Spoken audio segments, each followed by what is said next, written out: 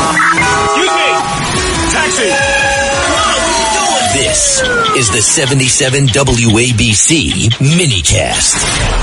And joining us now with all the latest big breaking news is the founder of Just the News, John Solomon. John, take it away. Just a little bit ago, speaking of election integrity, the Senate voted in favor of having a debate over the bill. That's the first hurdle that needed to be met. So there will be a debate over the Save America Act, the law that will impose or would impose citizenship checks when you go to register and voter ID when you go to vote, two things that are 80% popular in America.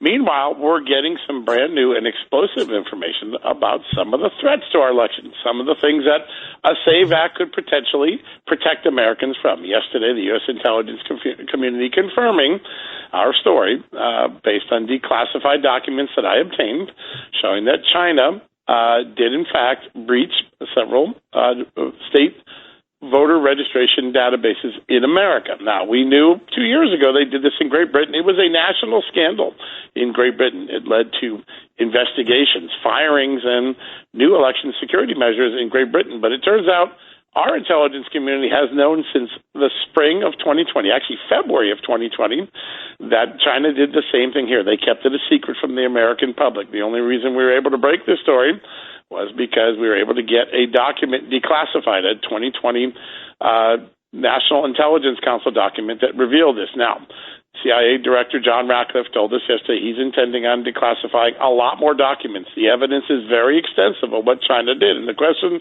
for America is, if this is so damning that Great Britain had to have a national crisis over it, why aren't we more alarmed here? And shouldn't our senators who are about to vote on this bill know more about it? The CIA and the DNI promising today that they're going to declassify more documents and allow the American public to see just how bad the situation was. If you get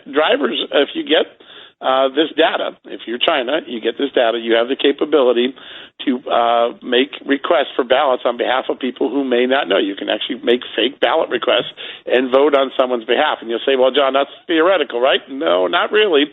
In 2020, the FBI actually detected a plot by China to send tens of thousands of driver's licenses, fake driver's licenses to America in the names of other Americans, and they were going to request ballots and vote for Joe Biden in an effort to get Joe Biden over the finish line in the 2020 election. That is according to FBI documents that are now public.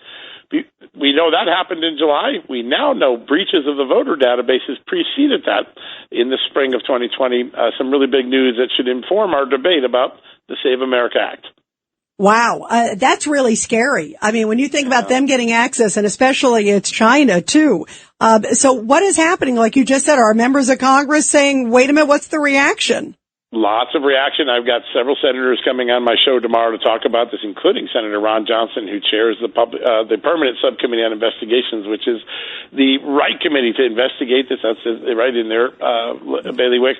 Several cabinet officers who worked for President Trump back in 2020 when this occurred said they didn't know, and they were supposed to know at the Homeland Security Department, at the FBI. So we're trying to track down who know what when.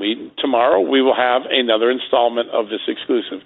It will reveal the reason why the CIA and the director, particularly the CIA and the FBI and Homeland Security Department, kept this from the American public and, quite frankly, from most of the people in government. The short answer is there are documents from the intelligence community's ombudsman. That is a civilian who's supposed to represent everyday Americans' interest in the intelligence community.